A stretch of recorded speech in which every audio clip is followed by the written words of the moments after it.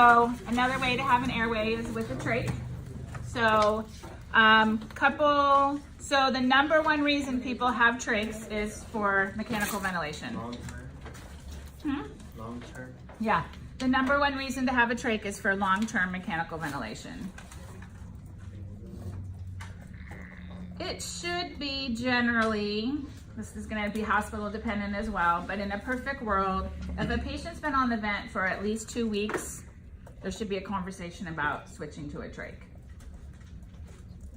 And the conversation would be, does it look like the patient's going to come off the vent soon? Like maybe in the next 5 to 7 days. Does it appear that there's a chance? If there is, then no, we're not going to trach them yet. If it's clear that it's going to be a long-term, 2 more weeks, 3 more weeks, the patient's paralyzed, they're going to not come off. ARDS patients, that's clearly not out of the woods yet, things like that, then the patient needs to go ahead and be trached. Some hospitals leave the tube in longer, personally, than I think they should be in. I've seen patients intubated 30, 40 days. That's not good. So, switching from an ET tube to a trach, what's going to be the benefits of that, you guys? Just easy to manage. Damage on the lips. You don't have to worry about pressure ulcers on the lips. You're not going to have to worry about them on the neck. But it's easier to breathe through. So look how much less resistance we're going to have. Oh man, I swear if I put these all together again, they get messed up again. All right, here's a trach. Here's an ET tube. Yeah. Which one's easier to breathe out of? Obviously, we've cut down the resistance by a whole lot. So some patients, just by switching to a trach, helps get them off the vent because they don't have to breathe through this anymore. They're only breathing through this. So it actually makes a very big difference. Patients can talk. Patients can eat if they pass a swallowing eval. Even if they're on the vent, they can talk on the vent, believe it or not. The air, if we deflate the cuff, the patient could talk while they're on the vent if they're able to. Mobility, it's easier for mobility. So physical therapy, patients that are going to be on the vent for a while, we need to do physical therapy. We need to get them up and get them moving. That's going to be part of the ICU delirium we talk about. We can do it with an ET tube, but it's easier with a trach. So those are reasons to switch. Some patients just get a trach because they need airway protection. Maybe they've got a tumor, so they're going to get a trach put in.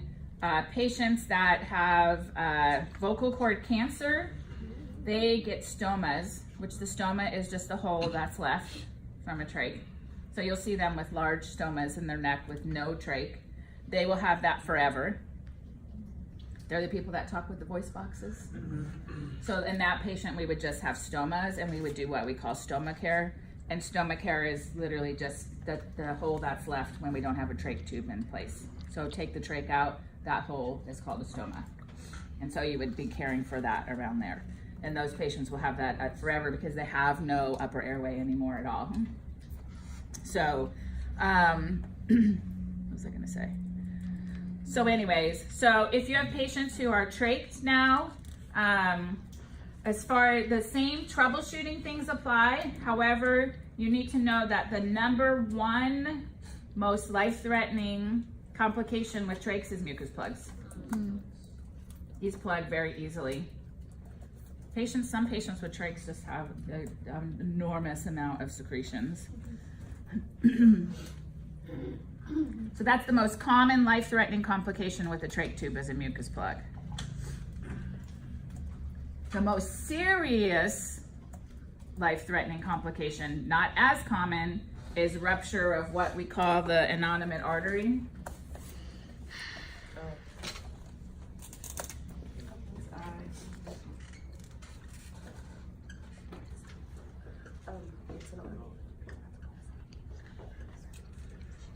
The innominate artery.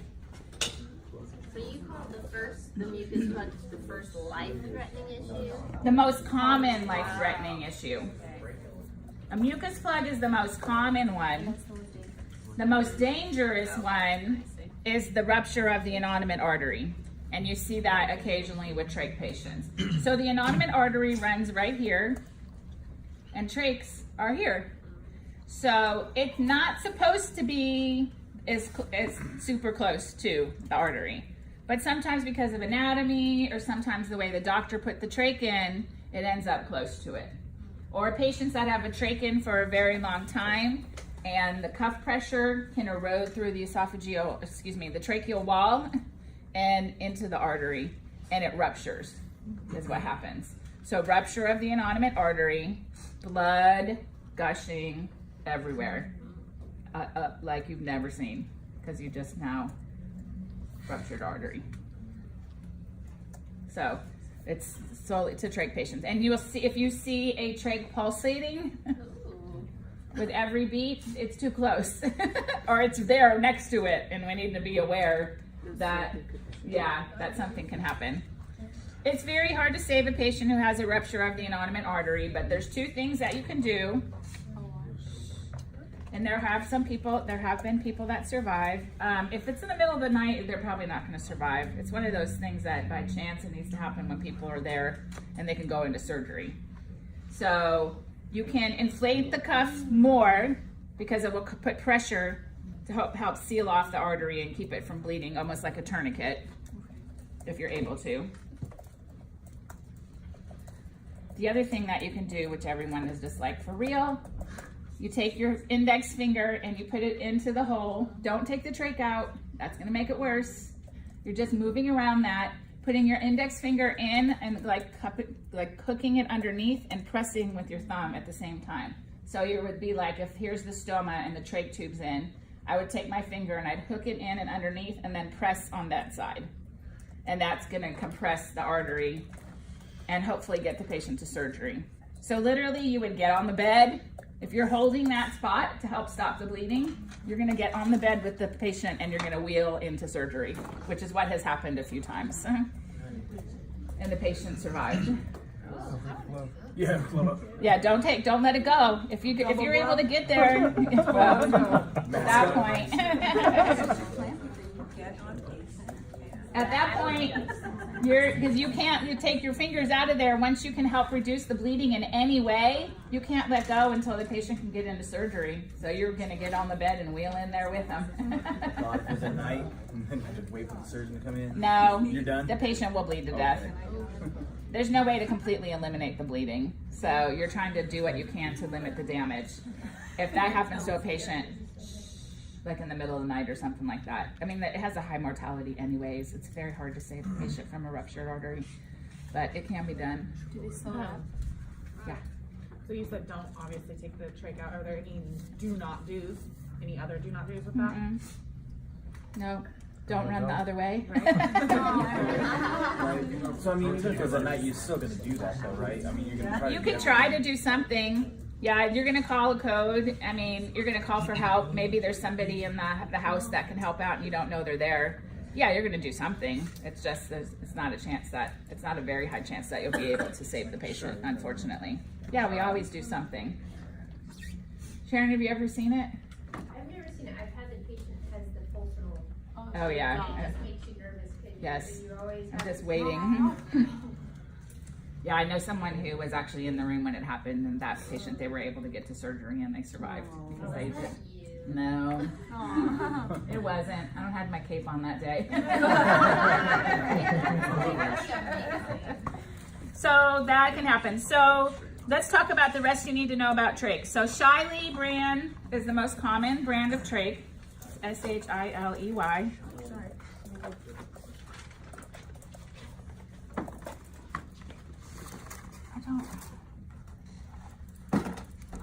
I don't know where all the trachs went.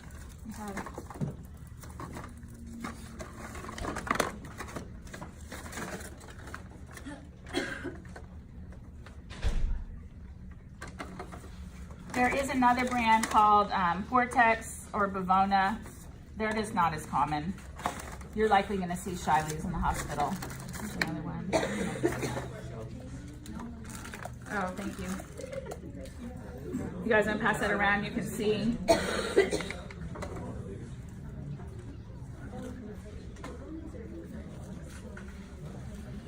So the trachs, so let's, hold on, come on.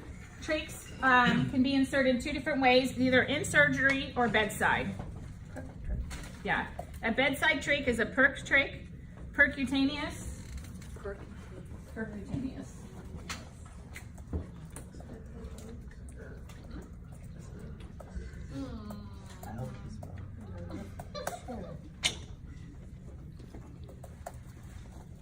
Percutaneous trach, we call it a perc trach.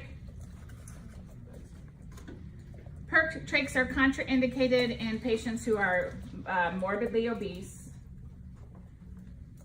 or who have severe hypoxemia, the main 2, or if they have like a tumor or something, those patients need to go to the OR. What kind of hypoxemia? Severe. Or if there's some kind of upper airway obstruction.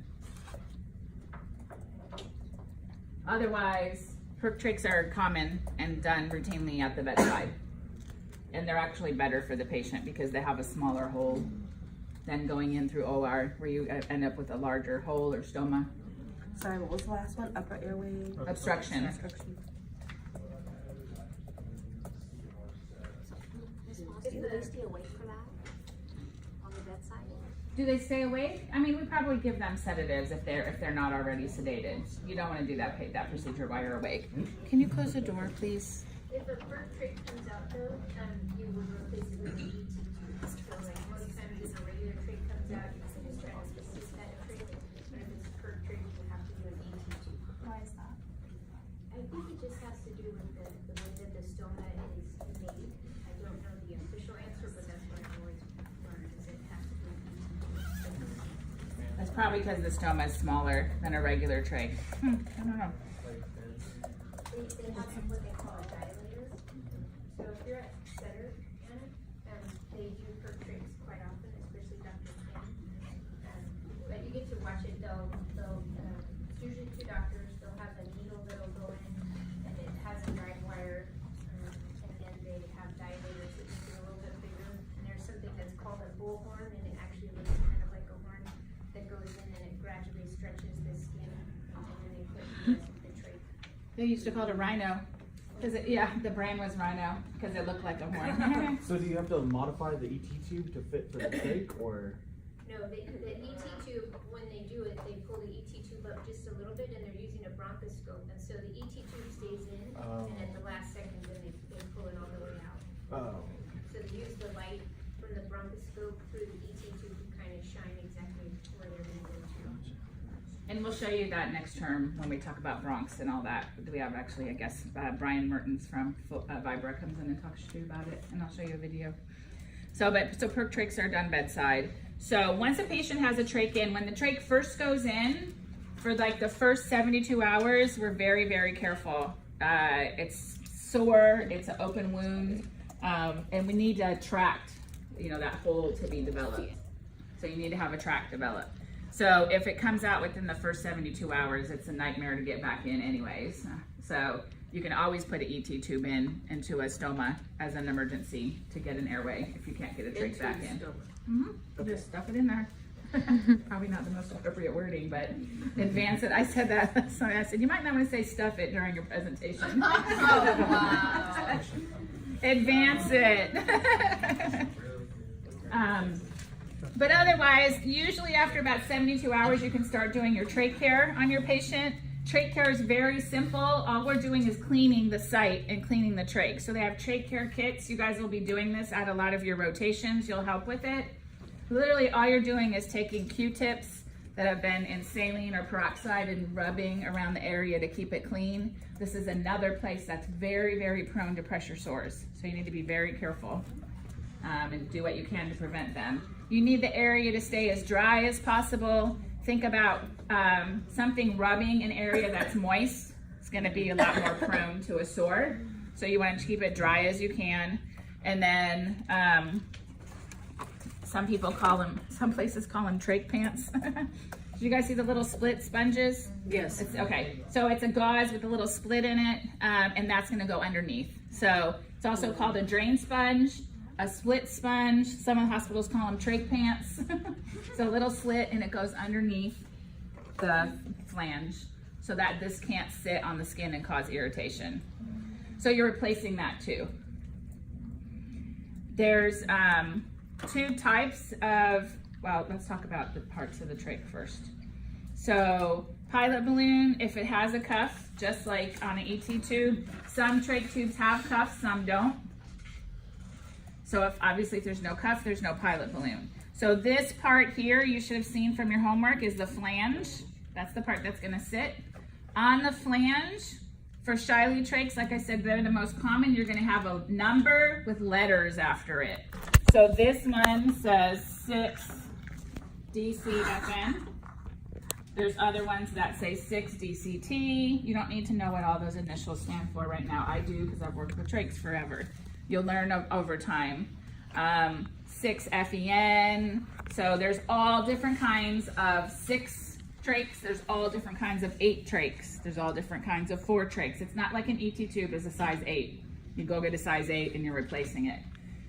Trachs have multiple different variations. So it's important when you go to see your patient that your trach tube is the one that you were told it is. Make sure that it's, so you want to actually go look at the patient and look at their trach and look for the number and the letters on the flange.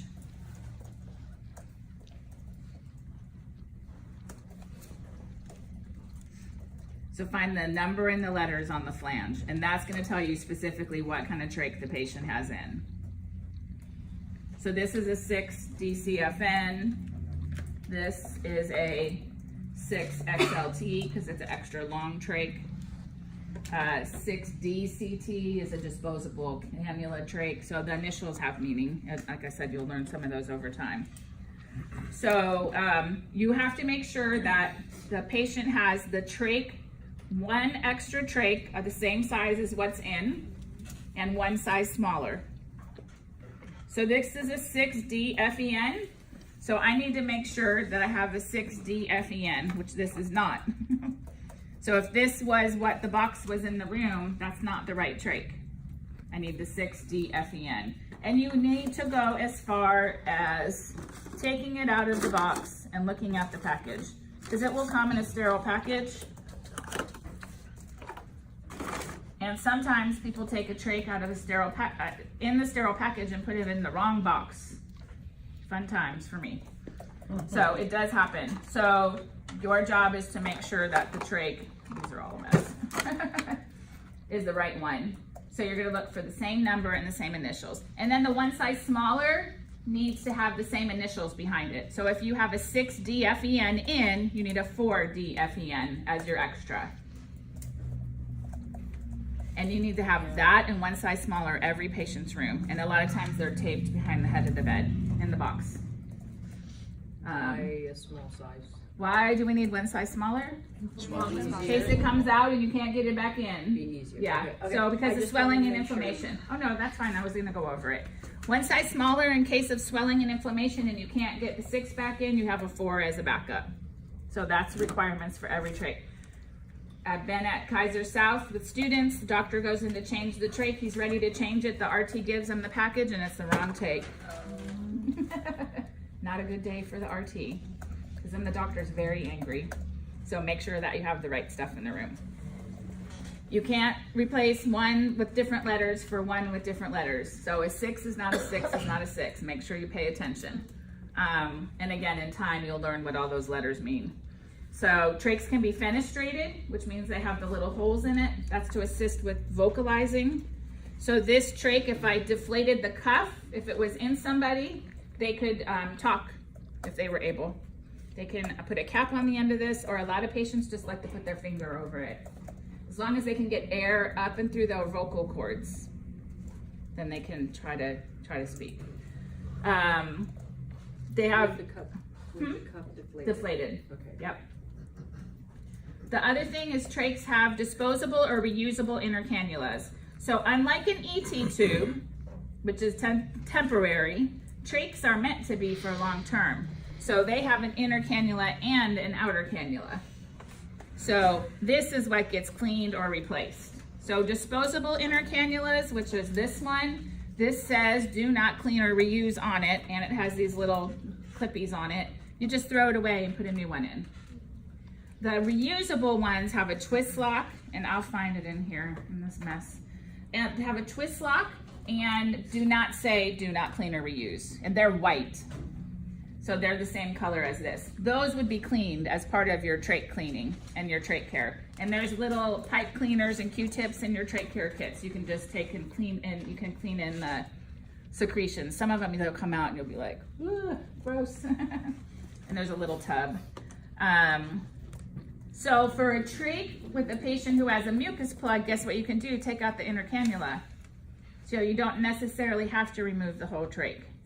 So you suspect patients can't breathe, you suspect a mucus plug.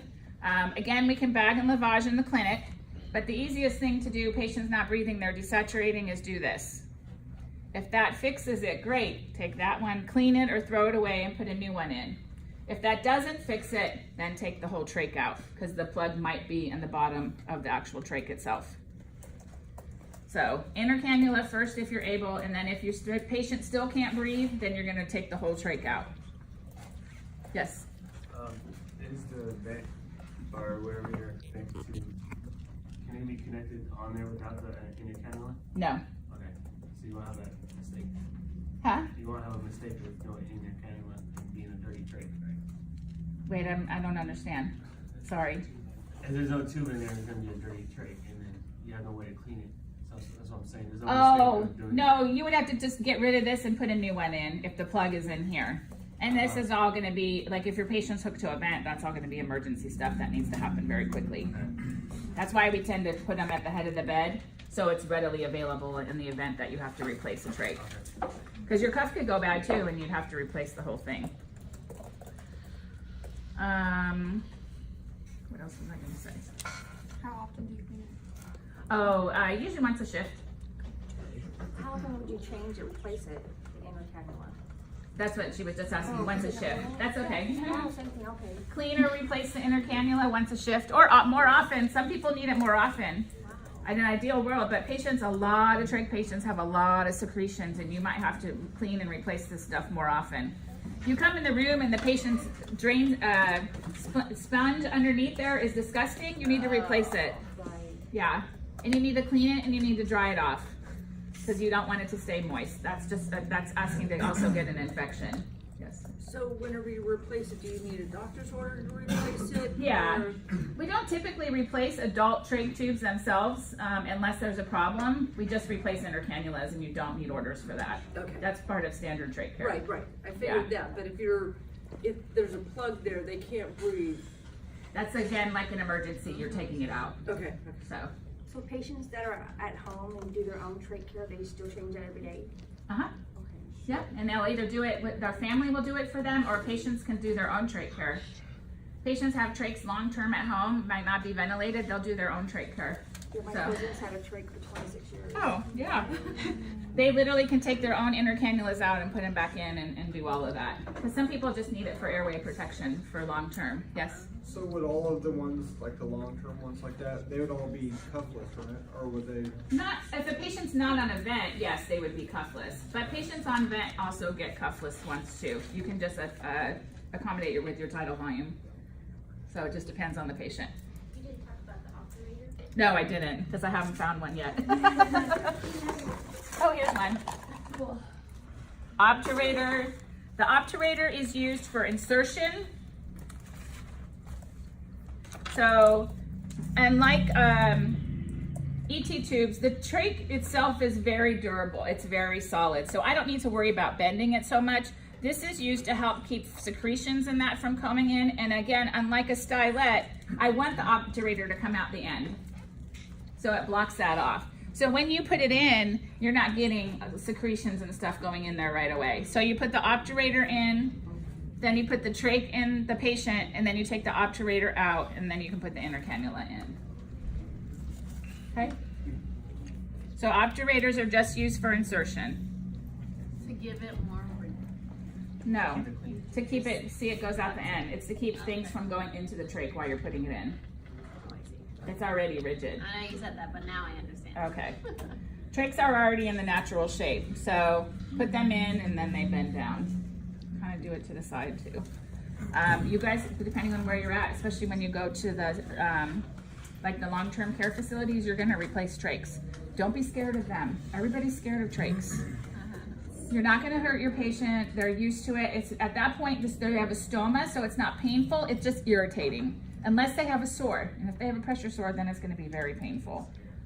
The other thing, so patients can talk before a patient is allowed to eat. If they have a trach tube in, they have to do a swallowing test. That's just done through speech therapy. Speech therapy will come in and they'll deflate the cuff.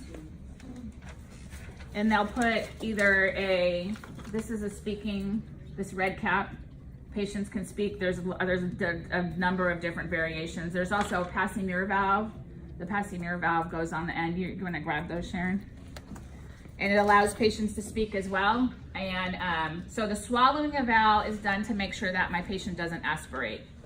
So what happens is the speech therapist will come in. So the doctor will order a swallow eval.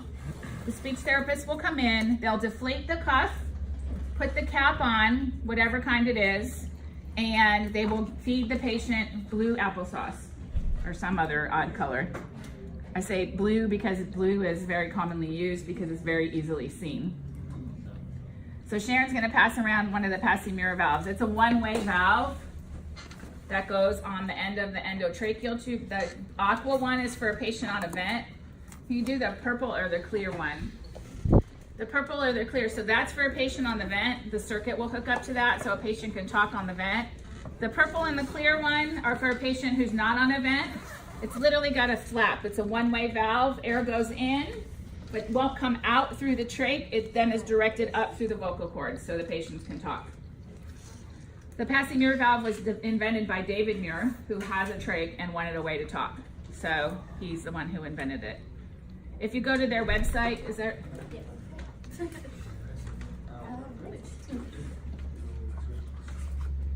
So they'll come in this package like this. It has the little instruction booklet, the container that it goes in, and then this is where they'll keep it at their bedside. So passing mirrors are not, it's not automatic. You can't just cap a trach or put a passing mirror on and think, oh, the patient's gonna be able to talk, they're excited. It's very different when you've had an artificial airway in to learn how to now speak again and direct air through your vocal cords and be comfortable with it. So they're used to breathing through the trach. Now you're capping it off. Now you're capping it off and you want them to now breathe through their airway again. So it does take a little time. So patients don't always tolerate it. You can pass it around. You'll see it's just a one-way valve. It just goes on the end of the trach. Bottom? Top. Cap it? Yeah, just on the end of it. So patients don't immediately tolerate it. Some people don't tolerate it at all. So the swallowing eval, once the patient eats the blue applesauce, you're gonna suction the trach. And the idea is you'll see no blue applesauce because it shows that it didn't get aspirated. If you suction blue applesauce, some of it got aspirated, even it might not seem like a lot, and the patient did not pass the swallowing test and could not have a speaking valve on. Speaking valves are used only when patients are awake and they're only used to talk. So if your patient is refusing to talk and wear one, there's no point in it. Was there another question? So they don't wear them while they're sleeping or anything like that. So are we usually present in the swallow eval to do the suctioning? Not or the speech necessarily. to do the suction? Yeah, we don't. Okay. It depends. If you're at the hospital though and you hear about a swallowing valve going on, ask if you can go. Or sometimes the speech therapist will kind of grab you, Yeah. especially if it's a patient in the ICU. Then they'll ask you if you have a few minutes to kind of get your table and suction. The big thing for you is you're going to be the one suctioning the patient.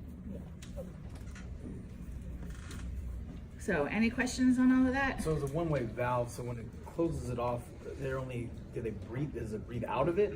How does that work? No, Or- so here, let me see well, this is for a vented patient, so this one's different, but this clear one, so there's just a little flap there, so if it's on the trach tube, and I need my inner cannula, so let's say it's on this one. So you put it on the end, so the one-way valve, patient breathes in, air goes in, patient breathes out, the one-way valve closes, and then air goes up through the vocal cords and back out through the mouth. Okay, make sense? Yeah. Okay, if your patient is on the vent and has a passing mirror valve, this will all hook up with the vent circuit. So just pretend it is. The vent is going to direct the air in. Patient can talk on exhalation. So you'll see they have to coordinate their talking with the ventilator as well. But if you have air coming in and going out through the upper airway, where is it not going back to? The ventilator.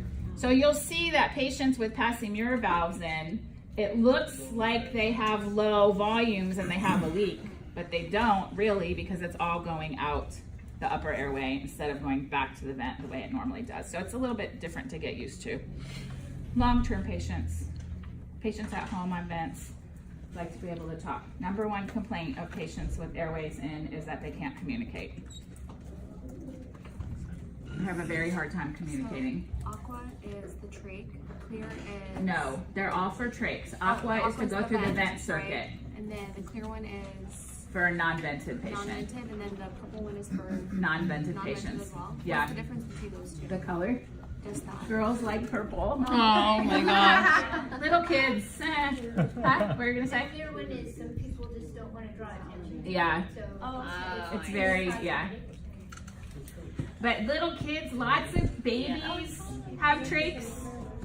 Babies that are premature end up on vents and get trached, or even that they just have narrow airways because their prematurity, they're not fully developed. So lots and lots of kids have trachs, and they're gonna have the passing mirrors because they're gonna talk and all that, and it's crazy. You see this little 3-year-old just running around with a trach, or even events hooked up to a ventilator, like they're just doing their own thing. They got this big long vent circuit and they're walking around. Yeah, I have one that went to school. His nurses went to school with him every day. We had lots of vented patients at home when I worked in Charlotte for the home care company. So one of the kids had been on a vent his entire life, so he went to school in his wheelchair. He had a neuromuscular disease, and his nurses went with him, so he was still going to school and go to the mall, go to the park, or you name it. They act like they're normal people. They just can't breathe. So don't think that that means they have to be cooped up at home. So little girls like the purple ones. So okay, so any questions on any of that? All right, so everything on our